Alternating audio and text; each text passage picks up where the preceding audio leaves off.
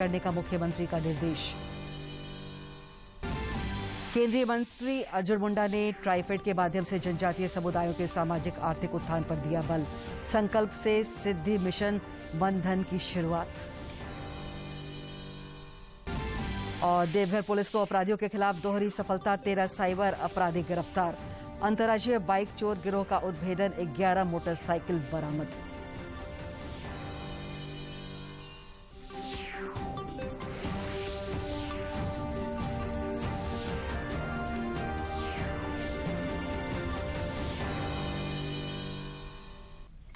नमस्कार, खबरें झारखंड में आपका स्वागत है। मैं हूं दिव्या। समाचारों में आगे बढ़ने से पहले ये संदेश। कोरोना संक्रमण की दूसरी लहर अब झारखंड समेत पूरे देश में थोड़ी कमजोर पड़ती जा रही है। दूरदर्शन आप लोगों से अपील करता है कि इसके बावजूद लापरवाही न बरतें, सभी एहतियाती उपायों का पालन करें और जिन लोगों ने कोविड का टीका नहीं लगवाया है वे जल्द से जल्द टीका लगवाएं। जब तक आवश्यक न हो घर से बाहर न निकलें और इन 3 आसान उपायों का पालन करें और सुरक्षित रहें। मास्क लगाएं, 2 गज की सुरक्षित दूरी बनाए रखें तथा बार बार हाथ धोएं और साफ सफाई का ध्यान रखें। कोविड से संबंधित जानकारी और मार्गदर्शन के लिए राष्ट्रीय हेल्पलाइन काम कर रही है। इनके नंबर हैं 01123 978046 और 1075। और अब समाचार विस्तार से। प्रधानमंत्री नरेंद्र मोदी आज बीवाटेक के 5वें सम्मेलन को मुख्य वक्ता के रूप में संबोधित करेंगे। यूरोप में होने वाला बीवाटेक डिजिटल और स्टार्टअप के बड़े सम्मेलनों में से एक है। प्रधानमंत्री को इस सम्मेलन में सम्मानित अतिथि के रूप में आमंत्रित किया गया है। दिनों में एक है। इसका आयोजन 2016 के बाद से हर वर्ष पेरिस में किया जाता है। इसका आयोजन संयुक्त रूप से एक प्रमुख विज्ञापन और विपणन समूह पब्लिसीज ग्रुप और अग्रणी फ्रांसीसी मीडिया समूह लेस इकोस द्वारा किया जाता है। ये प्रौद्योगिकी, नवाचार और स्टार्टअप इकोसिस्टम के हितधारकों को एक साथ लाता है। इस आयोजन में प्रदर्शनियां, पुरस्कार, पैनल चर्चा और स्टार्टअप प्रतियोगिताएं शामिल की जाती हैं। बीवाटेक का 5वां संस्करण 16 से 19 जून 2021 को आयोजित किया जाना है। आयोजन के अन्य प्रमुख वक्ताओं में फ्रांस के राष्ट्रपति इमैनुअल मैक्रों, स्पेन के प्रधानमंत्री पेड्रो सांचेज और विभिन्न यूरोपीय देशों के मंत्री, सांसद शामिल हैं। इस कार्यक्रम में एप्पल के सीईओ टिम कुक, फेसबुक के अध्यक्ष और मुख्य कार्यकारी अधिकारी मार्क जुकरबर्ग और माइक्रोसॉफ्ट के अध्यक्ष ब्रैड स्मिथ जैसे कॉरपोरेट नेताओं की भागीदारी भी होगी।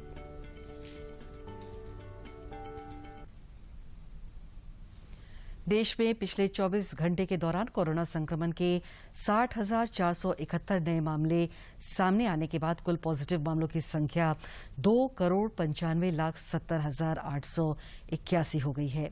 इस अवधि में 1,17,525 लोगों ने कोरोना को हराया, जबकि 2,726 लोगों की जान चली गई।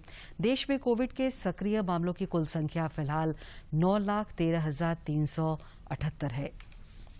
घटते हुए 8.5 लाख के करीब हो गई है। साथ ही देश में दैनिक पॉजिटिविटी दर 3.22% हो गई है।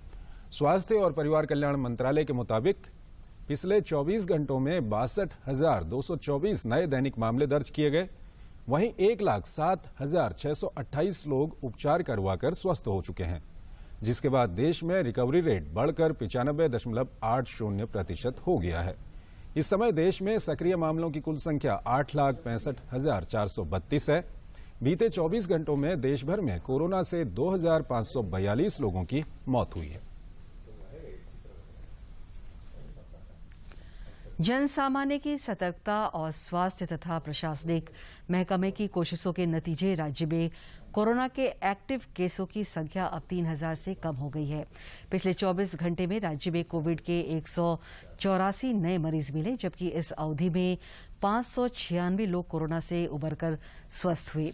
प्रदेश में फिलहाल कोरोना के 2,646 सक्रिय मामले शेष हैं और रिकवरी रेट 97.75% है।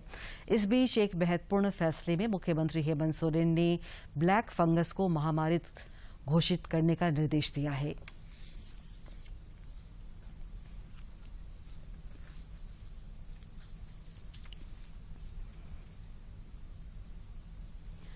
कोरोना संक्रमण की संभावित तीसरी लहर से नौनिहालों को बचाने के लिए कवायद तेज कर दी गई है। खतरे को देखते हुए रांची के सदर अस्पताल ने तैयारियां शुरू कर दी है। बच्चों के लिए अस्पताल में 40 ऑक्सीजन युक्त और 20 आईसीयू बेड की व्यवस्था की गई है।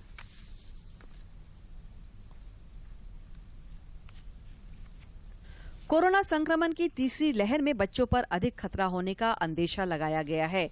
इसे देखते हुए झारखंड में तैयारियां अभी से शुरू कर दी गई है। रांची के सदर अस्पताल में नौनिहालों के लिए अलग से वार्ड बनाया गया है। इसके साथ ही बच्चों के इलाज के मद्देनजर रोग विशेषज्ञ की पूरी टीम के लिए स्पेशल ट्रेनिंग प्रोग्राम भी चलाया जा रहा है। उनका ट्रेनिंग शुरू हो रहा है। उसमें जनरल डॉक्टर्स और बच्चे का डॉक्टर, इन दोनों को सम्मिलित किया जा रहा है। 2 डॉक्टर और 2 नर्सेज जो हॉस्पिटल से कनेक्टेड हैं। कोई मशीन ऑपरेट करना है, मान लीजिए वेंटिलेटर है, बाईपैप है, कोई मेडिसिन का इलाज, डोज कैलकुलेट करना, ये एक साइंटिफिक पद्धति है। अच्छा सर, थोड़ा सा वार्ड में पेडियाट्रिक आईसीयू बेड की व्यवस्था की गई है। इसके अलावा अन्य अत्याधुनिक उपकरणों की व्यवस्था की जा रही है। इलाज के दौरान बच्चों को मानसिक दबाव का सामना न करना पड़े, इसके लिए वार्ड को घर और प्ले स्कूल जैसी शक्ल दी गई है। बेड साइड मॉनिटर लगा हुआ है और प्लस वेंटिलेटर भी उपलब्ध है और भी कुछ माने बच्चों के लिए, स्पेशली बच्चों के लिए कुछ मशीनें आने अभी बाकी हैं, जैसे सीपैप हुआ, ये सब मशीन बहुत जल्दी हम लोग के पास आ जाएगी। बाकी पूरा में ऑक्सीजन सप्लाई किया हुआ है, ऑक्सीजन की पूरी सुविधा, अलग से हम लोग ऑक्सीजन बेड भी तैयार कर रहे हैं। शिशु रोग विशेषज्ञों की माने तो संक्रमण से बचाव के लिए बच्चों को पोषण युक्त भोजन देने की जरूरत है, ताकि उनमें रोग प्रतिरोधक क्षमता अधिक हो। इसके अलावा सरकार द्वारा गाइडलाइन भी तैयार किया जा रहा है, जिसके तहत बच्चों की देखभाल की। रांची से करमवीर की रिपोर्ट। देश के सभी पात्र लोगों को कोरोना सुरक्षा कवच उपलब्ध कराने के वास्ते बड़े पैमाने पर टीकाकरण अभियान जारी है। देश में पिछले 24 घंटे में कोरोना वायरस की 39,27,154 वैक्सीन लगाई गई, जिसके बाद कुल वैक्सीनेशन का आंकड़ा अब बढ़कर 25,90,44,072 हो गया है। पहला टीका और 54,375 लोगों को दूसरा टीका लगाया गया। टीकाकरण का तीसरा अभियान शुरू होने के बाद से अब तक देश भर में 4,49,87,000 लोगों को पहला टीका लगाया जा चुका है। 8,95,000 से ज्यादा लोगों को दूसरा टीका भी लग चुका है। NTAGI के चेयरमैन डॉक्टर NK अरोड़ा ने कहा है कि कोरोना वैक्सीन कोविडशील्ड की 2 खुराकों के बीच अंतराल बढ़ाने का निर्णय वैज्ञानिक साक्ष्य के आधार पर और पारदर्शी तरीके से लिया गया था। उन्होंने कहा कि NTAGI के सदस्यों के बीच इस पॉइंट को लेकर कोई असहमति नहीं थी। Third is India has made very robust mechanism to continuously look at what is the other ongoing scientific evidence. ICMR is setting up a vaccine tracking platform where data from 3 sources, one from CoWIN platform where vaccines are given. That data will be superimposed by the laboratory data where RT-PCR is being done, so that we know those who have received vaccine, whether they have got any corona infection. And third is the disease-related epidemiological information, which is Ministry of Health and NCDS is collecting. There is harmonization process between these 3 data sources. And the whole purpose is that on a regular basis, we will come back to the community, to everybody, that what is the response to various vaccines, what is the effect, what is the impact of the type of vaccine, what is the impact of duration between vaccines, what is the impact of partial immunization versus complete immunization. All decisions are science-based and done in a transparent manner. Whenever there is a dissent from any member of the NTAGI or COVID working group, this is documented into the minutes, and then only one moves forward with the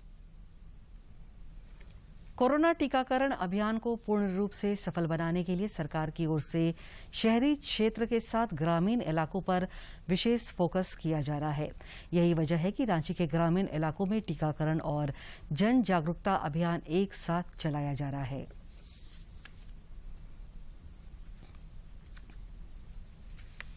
Ranchi जिले के ग्रामीण इलाकों जैसे पिठोरिया, बोड़िया और ठाकुर गांव समेत अन्य जगहों में कोरोना वैक्सीनेशन अभियान को सफल बनाने के लिए सरकार की ओर से विशेष खाका तैयार किया गया है। इसके तहत गांव, टोला और मोहल्लों में जागरूकता के कई कार्यक्रम चलाए जा रहे हैं। ऐसे तो हम लोग को कोई जानकारी में नहीं मिली है, लेकिन हम लोग उन लोगों के बीच में जा रहे हैं, उनके साथ बैठक भी कर रहे हैं, उनको समझा भी रहे हैं और आ भी रहे हैं और वैक्सीन भी ले रहे हैं। लेकिन हाँ, उनकी जितनी आबादी है उतना जल्दी नहीं हो पा रहा है। हम लोग कोशिश कर रहे हैं कि प्रचार प्रसार भी कर रहे हैं और उन लोगों को समझा करके हम लोग मैक्सिमम 100% सिचुएटेड करके वैक्सीनेशन दिला रहे हैं हम लोग। गांव की महिलाओं को जागरूक करने के लिए आंगनबाड़ी की सेविकाएं कड़ी मेहनत कर रही हैं। वे लोगों को बता रही हैं कि वैक्सीनेशन से किसी प्रकार की समस्या नहीं होती है।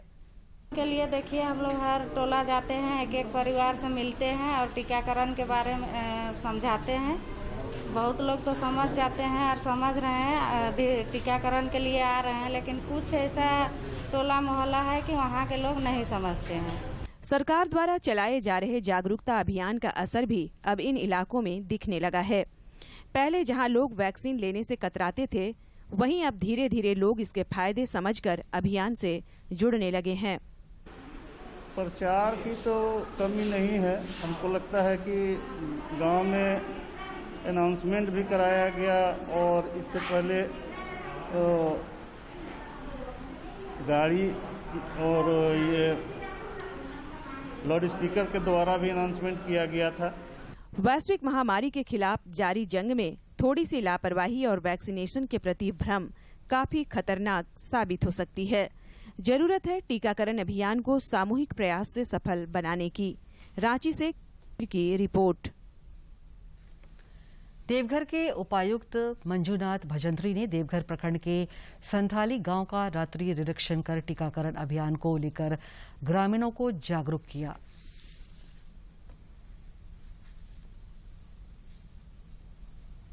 बाबा नगरी देवघर में स्वास्थ्य और प्रशासनिक महकमा टीकाकरण अभियान की सफलता सुनिश्चित करने के लिए सही अर्थों में दिन रात लगा है और हम ऐसा इसलिए कह रहे हैं कि जिले के उपायुक्त मंजूनाथ भजंत्री ने नजीर पेश करते हुए खंड के संथाली गांव का रात्रि निरीक्षण कर टीकाकरण अभियान को लेकर ग्रामीणों को जागरूक किया। इस दौरान उन्होंने लगभग 100 से अधिक गरीब, असहाय और जरूरतमंदों परिवारों के बीच खाद्य सामग्रियों का वितरण भी किया। साथ ही उनके स्वास्थ्य की भी जानकारी ली।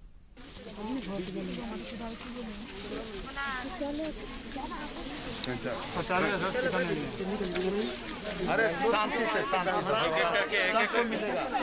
आराम से लीजिए ना, थोड़ा दूर बनाइए आप। इस मौके पर उपायुक्त ने गांव में शौचालय, बिजली, गैस सिलेंडर, चूल्हा और अन्य आवश्यक सरकारी सुविधाओं की उपलब्धता की भी जानकारी ली। साथ ही गांव में 100% टीकाकरण सुनिश्चित करने के वास्ते जरूरी निर्देश दिए तथा ग्रामीणों को जागरूक करने पर बल दिया। हम लोग टीकाकरण एक जन आंदोलन के रूप में यहाँ शुरू किया है। सुरक्षित गांव हमारा गांव, उसके अंतर्गत तो एक स्लोगन हम लोगों ने दिया है कि कितना है तो टीका दो। और इसी के अंतर्गत कुछ ऐसे क्षेत्र जहाँ टीकाकरण ज़्यादा नहीं हुआ तो उधर हम लोग भ्रमण करते हैं, जिला के वरीय पदाधिकारी लोग। और खासकर कल हमने संथाली गांव में जहाँ गए थे उधर हमने कुछ राहत किट भी जो है, चावल, पोटैटोज और तेल, दाल, ये सब भी दिए। साथ ही साथ उन सभी लोगों को हमने भरोसा दिलाया कि टीका से कोई डरने का नहीं है और तीसरी लहर और आने वाली कोरोना संक्रमण से बचने के लिए एक ही मात्र उपाय है, वो टीकाकरण।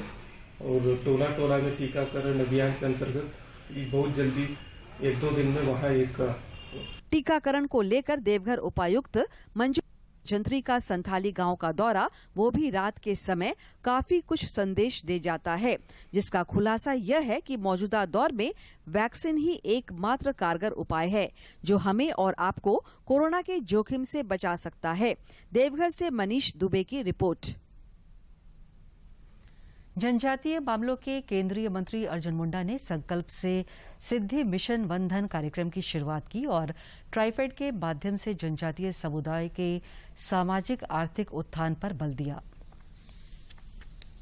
मदद देकर ये कोशिश कर रही है कि जनजातीय क्षेत्र और जनजातीय समाज के उन उत्पादों को बाजार लेकर के आए जिसमें बहुत ही अधिक लाभदायी भी है और उससे रोजगार की नई संभावनाएं और रोजगार अधिक से अधिक लोगों को प्राप्त हो सके। तो देखिए बहुत संभावना है ट्राइबल एरिया में, जनजातीय क्षेत्रों में, और उन क्षेत्रों के समुचित विकास, रोजगार, शिक्षा, स्वास्थ्य और आधारभूत संरचना कैसे बेहतर से बेहतर हो, इस पर मंत्रालय जहां काम कर रही है, वहीं पूरे भारत सरकार ने जैसे एस्पिरेशनल डिस्ट्रिक्ट्स के नाते कार्य योजना बनाई है।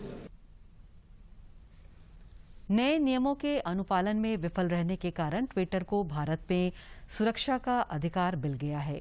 इसके तहत ट्विटर पर किसी यूजर की ओर से कोई गैरकानूनी या भड़काऊ पोस्ट करने के संबंध में भारत में कंपनी के शीर्ष अधिकारियों से अब पुलिस पूछताछ कर सकेगी। 79 के तहत मिली सुरक्षा हट गई है, यानी ट्विटर पर भी अब आईपीसी के तहत मामले दर्ज हो सकेंगे और पुलिस पूछताछ भी कर सकेगी। वैधानिक अधिकारी की नियुक्ति में देरी के कारण ऐसा हुआ है। सोशल मीडिया कंपनियों को 25 मई तक अधिकारियों की नियुक्ति करनी थी। ट्विटर ने शुरू में कुछ नियुक्तियां की थीं, लेकिन इन्हें सरकार की ओर से खारिज कर दिया गया क्योंकि वो बाहरी कानूनी सलाहकार थे। ये लोग कंपनी से सीधे तौर पर नहीं जुड़े थे। सुरक्षा का अधिकार हटने आभूषणों की अनिवार्य हॉलमार्किंग आज से लागू हो गई है।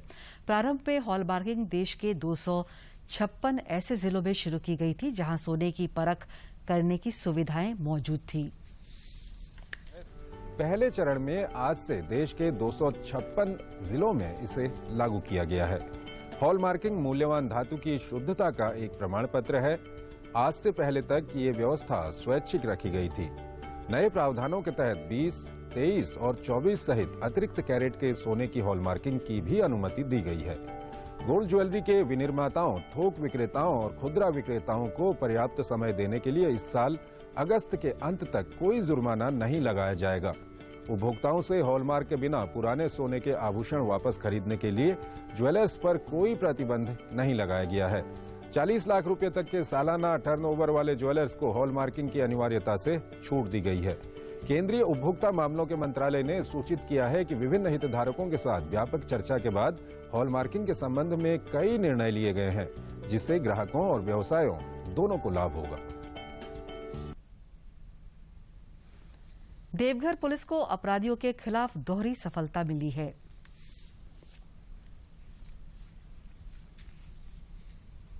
देवघर पुलिस ने 13 साइबर अपराधी को गिरफ्तार किया है, जिनके पास से 23 मोबाइल, 29 सिम, 6 एटीएम, 8 पासबुक और 1 मोटरसाइकिल बरामद किया गया है। पुलिस अधीक्षक ने बताया कि ये सभी लोग ऑनलाइन माध्यम से फर्जी बैंक अधिकारी बनकर ठगी किया। इनमें से एक संजय महतो मध्य प्रदेश के बालाघाट थाना कांड का प्राथमिक अभियुक्त है। नगर क्षेत्र में मोटरसाइकिल चोरी की घटनाएं पिछले दिनों हुई थी, जिसमें आज एक मोटरसाइकिल चोर का बड़ा गिरोह का उद्भेदन हुआ है, जिसमें उस गिरोह के 10 अपराधकर्मी गिरफ्तार किए गए हैं। देवघर में पुलिस ने अंतर्राज्यीय बाइक चोर गिरोह का उद्भेदन करते हुए 10 बाइक चोर को भी गिरफ्तार किया है, जिनके पास से 11 मोटरसाइकिल और 5 मोबाइल सेट की बरामदगी हुई है। इस बाइक चोर गिरोह में देवघर जिला के नगरकुंडा और मोहनपुर थाना क्षेत्र के अलावा बिहार के जमुई जिला के चंद्रमनडीह थाना क्षेत्र के अपराधी भी शामिल थे। उनके पास से कुल 11 मोटरसाइकिल बरामद हुआ है, 5 मोबाइल बरामद हुआ है और 1 मोटरसाइकिल का पार्ट्स बरामद हुआ है। देवघर में बड़ी संख्या में अपराधियों की गिरफ्तारी निश्चित रूप से जिला पुलिस बल की कार्यकुशलता और क्षमता को दर्शाता है, जो गुनाहगारों को उनके सही ठिकाने तक पहुंचाने में सक्षम है। न्यूजीलैंड के खिलाफ आईसीसी विश्व टेस्ट चैंपियनशिप के फाइनल के लिए 15 सदस्यीय टीम इंडिया की घोषणा कर दी गई है। टीम में मोहम्मद सिराज, शुभमन गिल और हनुमा विहारी को शामिल किया गया है। वहीं विकेटकीपर बल्लेबाज के रूप में ऋषभ पंत और रिद्धिमान साहा दोनों को टीम में शामिल किया गया है। तेज गेंदबाजी में मोहम्मद सिराज भी इस टीम का हिस्सा हैं। भारत और न्यूजीलैंड के बीच खेले जाने वाले इस खिताबी मुकाबले की शुरुआत 18 जून से साउथहैम्पटन में होगी। यदि भारतीय टीम फाइनल को जीतने में सफल रहती है तो वो विराट की कप्तानी में पहली बार आईसीसी का कोई बड़ा टूर्नामेंट अपने नाम करेगी। भारतीय टीम इस प्रकार है: रोहित शर्मा, शुभमन गिल, चेतेश्वर पुजारा और विराट कोहली कैप्टन, अजिंक्य रहाणे उप कप्तान, हनुमा विहारी ऋषभ पंत विकेटकीपर, रिद्धिमान साहा विकेटकीपर, रविचंद्रन अश्विन, रविंद्र जडेजा, जसप्रीत बुमराह, ईशांत शर्मा, मोहम्मद शमी, उमेश यादव और मोहम्मद सिराज।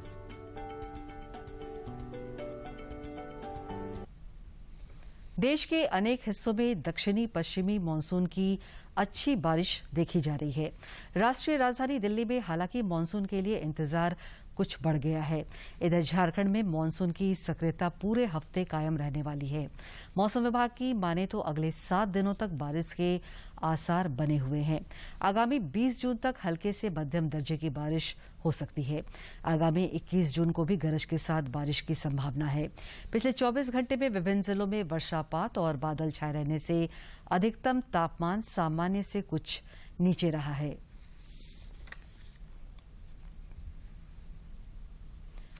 रांची के किसान अमृत महतो ने प्रायोगिक तौर पर इस साल पहली बार जरबेरा की खेती शुरू की और पहले ही साल बम्पर उत्पादन भी हुआ है। हालांकि लॉकडाउन की वजह से उन्हें थोड़ा नुकसान भी उठाना पड़ा है।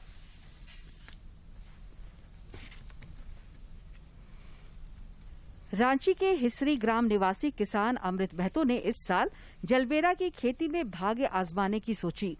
उनकी मेहनत रंग लाई और पहली ही बार में बम्पर उत्पादन हुआ, लेकिन लॉकडाउन की वजह से उन्हें बाजार का पूरा साथ नहीं मिला और वे अपनी उपज को पूरा खपा नहीं पाए और उतना मुनाफा भी नहीं कमा पाए जिसकी उन्हें उम्मीद थी।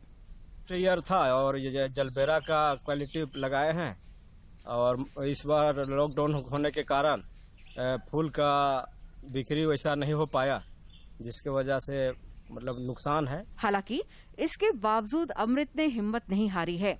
अमृत बताते हैं कि शादी ब्याह और पर्व त्योहारों के मौके पर फूल की जबरदस्त डिमांड रहती है और वे इसकी खेती का दायरा बढ़ाने बना चुके हैं। तय है कि मेरा पहला ईयर है, पहला साल है, बहुत फायदा है, लेकिन इस बार नहीं कहा जा सकता है कि क्या फायदा और क्या नुकसान है। जहाँ तक कि मेरा नुकसान है अभी। अमृत के साथ ही अनिल बताते हैं कि इस साल का अनुभव उनके आगे काम आएगा। वे अगली बार गुलाब समेत फूलों की कुछ और प्रजातियों को भी लगाने की सोच रहे हैं। जी के साथ में जलजीरा खेती लगाए हैं, लेकिन इस बार लॉकडाउन की वजह से उतना बिक्री नहीं हुआ, लेकिन अगले बार से गुलाब वगैरह का फूल लगाएंगे। दरअसल फूलों का एक विस्तृत व्यापार और बाजार है, लेकिन संक्रमण काल में लॉकडाउन की वजह से सामाजिक उत्सवों, पर्व त्योहारों को थोड़ा सीमित करना पड़ा, जिसका इस व्यवसाय पर पड़ा है। रांची से अवधेश गौतम की रिपोर्ट। प्रधानमंत्री नरेंद्र मोदी 27 जून को आकाशवाणी पर मन की बात कार्यक्रम में अपने विचार साझा करेंगे। यह मासिक रेडियो कार्यक्रम की 78वीं कड़ी होगी। प्रधानमंत्री ने कार्यक्रम की आगामी श्रृंखला में लोगों से उनके विचार आमंत्रित किए हैं। लोग नमो ऐप या माई जीओवी ओपन फोरम में अपने विचार साझा कर सकते हैं। वे टोल फ्री नंबर 1800-117800 पर भी डायल कर सकते हैं और प्रधानमंत्री के लिए अपना संदेश हिंदी या अंग्रेजी में रिकॉर्ड कर सकते हैं। लोग 1922 पर भी मिस्ड कॉल भी दे सकते हैं और एसएमएस में प्राप्त लिंक का अनुसरण करके सीधे प्रधानमंत्री को अपने सुझाव दे सकते हैं। योग सूत्र में आज देखते हैं किस प्रकार सरल यौगिक क्रियाओं से जीवन में सकारात्मक और प्रसन्नता आती है।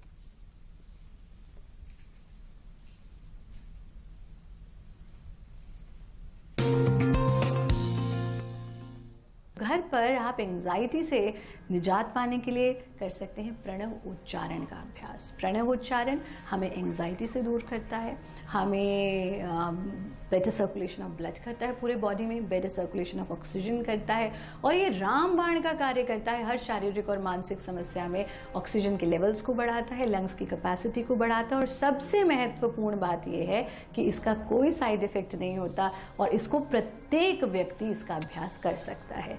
प्रणव उच्चारण के लिए हम कमर को सीधा रख के बैठते हैं, हाथों को ज्ञान मुद्रा में ले लेते हैं, आंखें बंद, गहरा सांस लेना और पहले अ की ध्वनि का उच्चारण करना। जब अ की ध्वनि का उच्चारण करेंगे तो पेट पर पड़ने वाले प्रभाव को अनुभव करेंगे।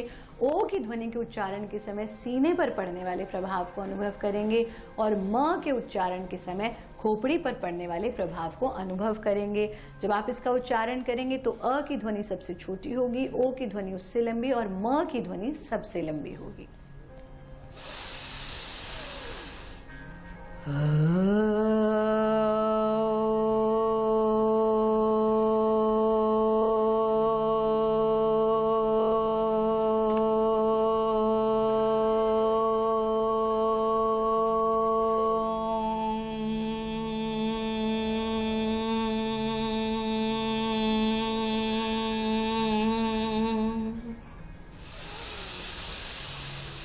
कंप्लीट एक्सहेल कर लिया, फिर से नया सांस लिया और फिर से इसे रिपीट किया। दिन में 2 बार कम से कम आप इसका अभ्यास करें और 3 रिपीटिशंस मिनिमम करें। बढ़ाते बढ़ाते 13 रिपीटिशंस तक आप इसे ले जा सकते हैं। प्रणव उच्चारण का नियमित अभ्यास आपकी एंजाइटी को दूर करेगा, आपकी एंग्शियसनेस को दूर करेगा। साथ में दिन में जब भी समय मिले तो पामिंग का अभ्यास जरूर करें। पामिंग यानी पर ये ध्यान रखें कि आप अच्छे से हाथ धो करके ही इसका अभ्यास करें, खासतौर पर इस समय में जब हमें अपनी आंख, नाक और मुंह से हर चीज को दूर रखना चाहिए। तो अपने हाथों को साबुन से धोएंगे, इस प्रकार से अपने हथेलियों को रब करेंगे और फिर हथेलियों को अपनी आंखों पर टिका देंगे। इस गर्माहट को, इस वार्मथ को अनुभव करना। आंखें बंद रखेंगे हथेलियों के अंदर और आंखों को पूरी तरह से रिलैक्स कर देंगे। कम से कम 30 सेकंड्स इसी प्रकार से रुकना, अपनी हथेलियों की गर्माहट को अनुभव करना और फिर हाथों को वापस ले आना। आंख खोलने की कोई जल्दी नहीं करेंगे, थोड़ी थोड़ी देर बाद धीरे धीरे से आंखें खोल देंगे। पामिंग जो हम बहुत ज़्यादा ऑनलाइन काम कर रहे हैं, एंग्जाइटी हो रही है, उससे हमें दूर रखता है। ये ध्यान रहे कि जितना हम प्रकृति के पास रहेंगे, प्रकृति के सानिध्य में रहेंगे, हम स्वस्थ रहेंगे। इसलिए थोड़ी देर खुली हवा में सांस जरूर लें, सूर्य की किरणों में समय जरूर व्यतीत करें, नियमित रूप से योगाभ्यास करें।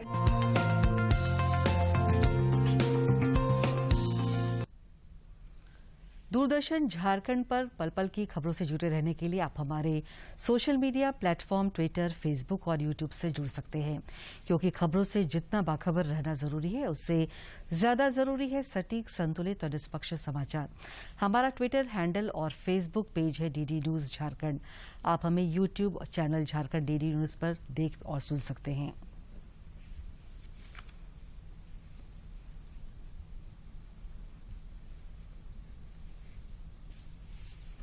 अंत में मुख्य समाचार एक बार फिर। यूरोप के सबसे बड़े डिजिटल और स्टार्टअप आयोजन विवाटेक में प्रधानमंत्री नरेंद्र मोदी का मुख्य भाषण आज। कई राष्ट्रीय अध्यक्ष और आईटी कंपनियों के प्रमुख करेंगे शिरकत।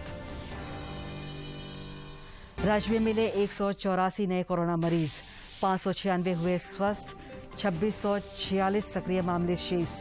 ब्लैक फंगस को महामारी घोषित करने का मुख्यमंत्री का निर्देश। केंद्रीय मंत्री अर्जुन मुंडा ने ट्राइफेड के माध्यम से जनजातीय समुदायों के सामाजिक आर्थिक उत्थान पर दिया बल। संकल्प से सिद्धि मिशन वन धन की शुरुआत। और देवघर पुलिस को अपराधियों के खिलाफ दोहरी सफलता, 13 साइबर अपराधी गिरफ्तार। अंतर्राज्यीय बाइक चोर गिरोह का उद्भेदन, 11 मोटरसाइकिल बरामद।